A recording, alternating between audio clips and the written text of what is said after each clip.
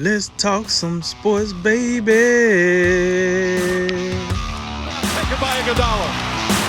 Iguodala to Curry. Back to Iguodala. Up for the layup. Oh, blocked by Jones.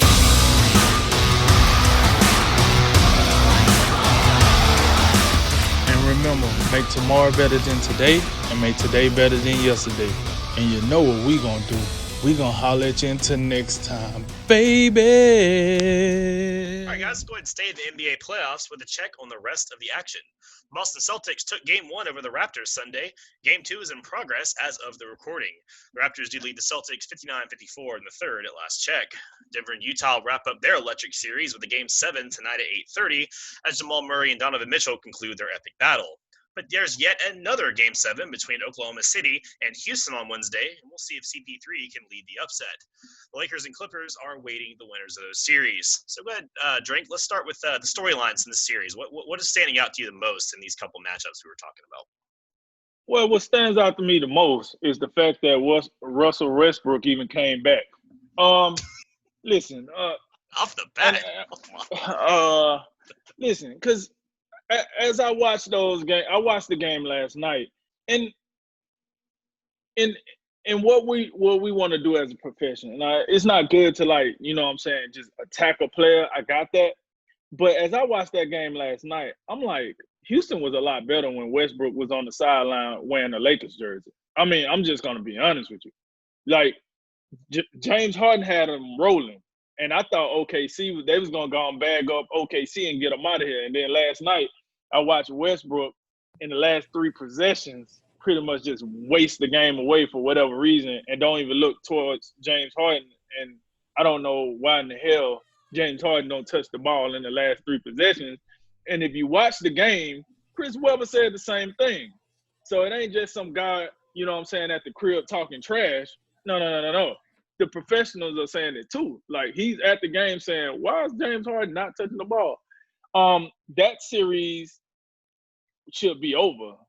Now, Denver, Utah, that was a series I think we all agree was going to be closer. I think Utah is handling themselves better than we thought. The team who know they're talking about thought it was close. I had a sweep for Denver. Okay. Go ahead with that one. Carry on. Nothing to see here.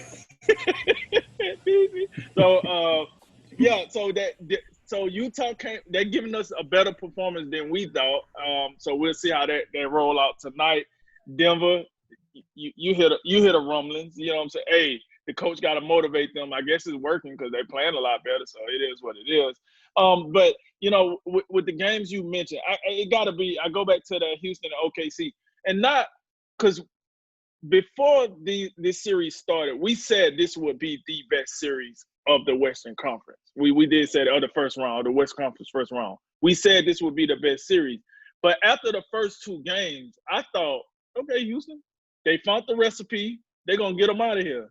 And then Westbrook comes back, and now instead of making a cake, you over here making a pie or something. I don't know, like some biscuits. Like, man, I wanted a cake. And I don't know what Westbrook doing.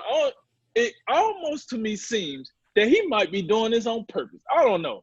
It just he was so god awful in the late part of that game last night. It made me wonder, like, is this for real? Is he doing this for real? It was just blatantly disrespectful to James Harden. James Harden ain't trying to lose in the first round, man. He tired of hearing this crap. Give him the ball. But I do think that's both game 7s those series have been very good. So yeah, I think that's the storyline that stands out to me most, that Westbrook hasn't hurt his knee again and ended up back on the sideline. I'll start in the semifinals, where it appears the Eastern Conference is at a much better pace. I think they're going to beat the West to the NBA Finals. It just appears that's how it's going to play out. But it's good to see Boston play well in Game 1, Game 2 still in a way, but they got off to a really good start. I got that series, Boston in 6 games. I think they're the better team. And it played at a balanced scoring effort in Game 1. All 5 stars were in double figures. Daniel Tice had 13. That was the lowest amount. Tatum had 21. I think Smart had 21. Kemba and Jaylen Brown were excellent as well. And Fred VanVleet and Pascal Siakam combined to go 8 for 32. And as you well know, that will not get it done.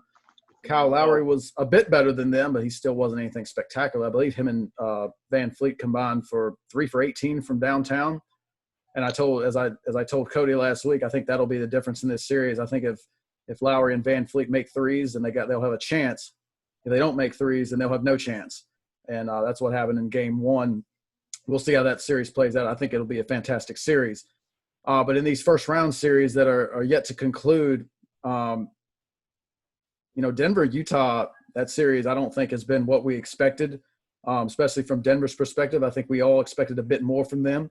And you make a great point. I don't know what it is about. I mean, I think in the before the season, we all looked at Denver as that one Western Conference team that was in the upper echelon of that conference, and every other team made upgrades and adjustments. Denver pretty much just ran this thing back, and you would think with all the youth that they had that they would just as a unit get a little bit better. And a fine regular season, you get the 3rd seed, and that's to be respected behind the Clippers and Lakers, who we all agree were superior teams. Yeah. But then we come in against Utah, and we had concerns about the Jazz from the start, whether it be chemistry between Gobert and Mitchell, no Bojan Bogdanovic, which I've said many a time. They didn't even have Mike Conley for games 1 and 2 for crying out loud. And yet Utah, we thought they would be somewhat offensively challenged. Well, they have not been offensively challenged because Denver has been defensively challenged. We've been looking far and wide with telescopes, magnifying glasses, and any other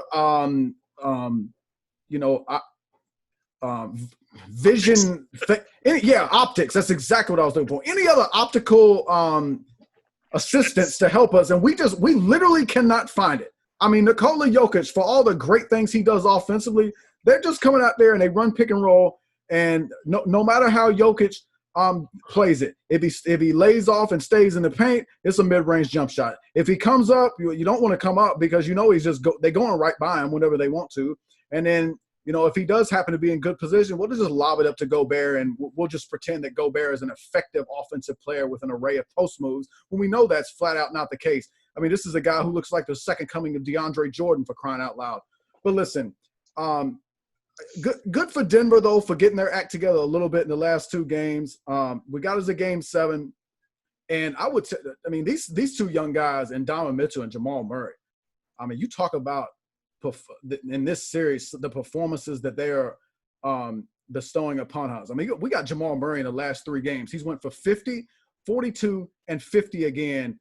And Donovan Mitchell, he's been right up there with him, and with some of the things he's doing, he's had a 57-point game, a 51-point game. He went for 44 in Game 6.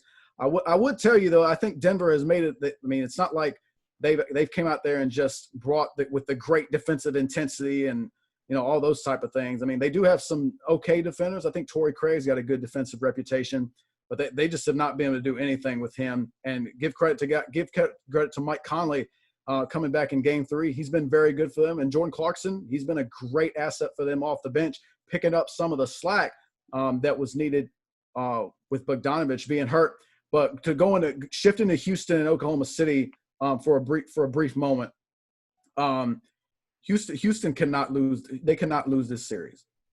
They absolutely cannot. This is a stain that no amount of laundry detergent will get out on the reputations of James Harden in particular, but also Mike D'Antoni and Russell Westbrook. You can't lose in the first round to a team before the season that we thought they would be in the absolute basement of the Western Conference. Okay, and you had Chris Paul, who was a Houston Rocket for a couple seasons. You thought he was washed up, and you ship him out to OKC, where you thought he would just die away in a retirement home or whatever. And now you mean to tell me that same OKC team comes out here and beats you in the first round? They will never live that down. James Harden, he will never live that. You talk about some of the abuse that has come his way with some of these performances against the Golden State Warriors, where they've come up short time and time again.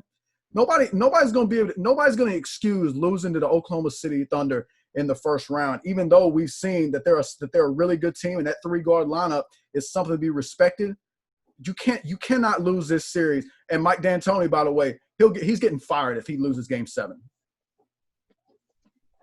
Something to add, Drink? Or No, you go ahead. All right. Yeah. I mean, these storylines have turned out really fascinating. I mean, especially both the game sevens. We were wondering in the bubble, we're going to get more sweeps, we're going to get more game sevens. Like, how was that kind of dynamic going to play? And while we did get our couple sweeps, it seems to me like it's worked out about on average. But Celtics Raptors. We'll start there real quick. Like you said, Jay, we previewed the series last week, and one of the things you talked about was the fact that the Raptors at times can be offensively challenged, and boy, they were in Game 1. The shooting was really bad, and that's the thing. I mean, you got Fred VanVleet going 3 of 16, 2 of 11 from three. I mean, Kyle Lowry 1 of 5 from three. I mean, just atrocious shooting up and down the board. And they can't afford to do that. I mean, like I was really praising their defense, but I don't care how good you play defense. You're gonna shoot that like that from three. Man, this NBA, you get out of here. But I think it's also worth noting the Celtics had a lot of help from guys like Marcus. I mean, Marcus Smart goes 6 of 10 and 5 of 9 from three in a game. I mean, hey, great. I mean, that's the kind of thing that, I wonder about the Celtics. If that falls off, can Brown and Tatum shift some of that load to them and keep the team afloat? Or are they going to have to get those kind of performances? Because we know Marcus Smart, he does what he does on defense and what he does in between the lines is great. But at times, guys like him can really struggle to shoot the ball. And can they absorb that with one of these three guys they got, with Walker, Tatum, or Brown? But overall, so far, so good for the Celtics, and definitely, Game 2 close for right now. But by the time this goes out, that'll be over. We'll have that for you later in the week. Rockets Thunder, and this is the thing about the Rockets Thunder. It's hard to be respectful of the Oklahoma City Thunder, because they are doing something that's ridiculously impressive. I mean, Chris Paul at his age, 40 minutes last night. He was plus 20, 28 points. I mean, 10 of 20, facilitating, he's doing everything. I mean, it's incredible to see someone at this point. Because, again, he was dumped off at a truck stop in Oklahoma. They said, good luck, smell you never, nerd. And look what he's doing now right back in the playoffs. It's incredible. But I would say that, the Rockets have aspirations that go well beyond the Oklahoma City Thunder. I mean, the aspirations for this Rockets team is the bar is so much higher. And they should not be struggling right now. And like you said, if they lose this game, in this Game 7, I do not understand how Mike D'Antoni would have a job after this. I'm about sick of him anyway. And to see them screwing around like this, come on. Like, what? This is just – it's unacceptable for what the aspirations of this team is. I mean, you really going to tell me you're going to go beat the Lakers and Clippers after this? All right. Nuggets Jazz. I think that sleep prediction is going to have to go ahead and get put to rest. But I'll take it. If we're going to get 40 and 50 points from these guys every night, these Jamal Murray, Donovan Mitchell, can we just have these dudes play one-on-one? I mean, this has been so much fun. It is amazing. And the Denver Nuggets should not need superhuman performances from Jamal Murray to win these games. Besides Donovan Mitchell, I mean, I think y'all should be able to take care of some of these other dudes. But like you said, I mean, the Jazz have a great game plan right now. They're executing it. They're getting some good contribution from guys like Mike Conley and Gobert, like at times looking like he can actually play some offense. And one of those matchups we said was Jokic and Gobert and how Jokic abused him through the regular season. Well, that hadn't been the case.